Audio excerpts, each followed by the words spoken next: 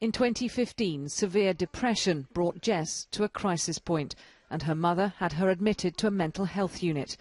There, a male member of staff developed a bond with her, bringing her alcohol and allowing her banned items like a phone charging cable. It made me feel good about myself. I felt like someone actually cared for me. I thought I was in a relationship with him. I was just lost, and he just gave me sort of a bit of light.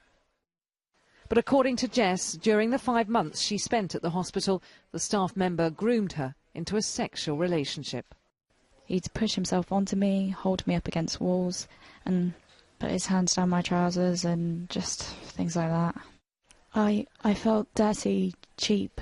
I was ashamed of myself. On one hand, I had very, very strong feelings for him. I'd go as far as to say I even loved him at one point. And then on the other hand, I knew that what he was doing was wrong. It was only after Jess was discharged that she and her mother told the Mental Health Trust what had happened. After an investigation, the man was dismissed. Do you think staff suspected? Definitely, because members of staff had spotted him coming in and out of my room a few times, but nobody chose to do anything about what they picked up on. That hurts the most, and it just makes you think, how many times is this actually happening in these sorts of places? To find that out, 5 News asked England's mental health trusts how often they've investigated staff breaching sexual boundaries with a patient.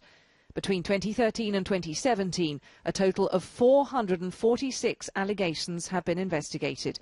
For 350 of those, the trusts could provide data about the outcome, and that showed that in 113 cases, that's a third of them, the staff member was disciplined, was dismissed, or had resigned.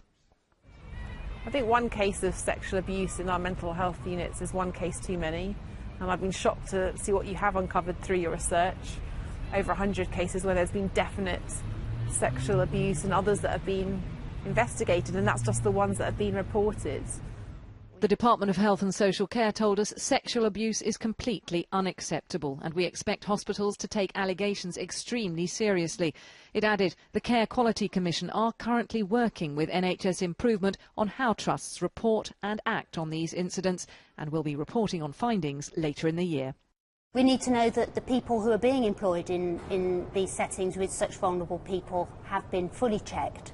And we also need to be sure that if people have been predatory or crossed boundaries, that they're not able to move on and work somewhere else again.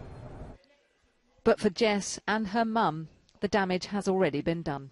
You know, I made a very hard decision to get my daughter sectioned, to be kept in a place of safety. And then when you hear these things have gone on, you just feel helpless as a mum. How could this happen? I look at other people, I see him, people that are similar to him. I'll freak out and have a complete meltdown, and I'll just scream. I've self-harmed because of him. He's ruined me as a person. I don't think I'll ever get over it, truly.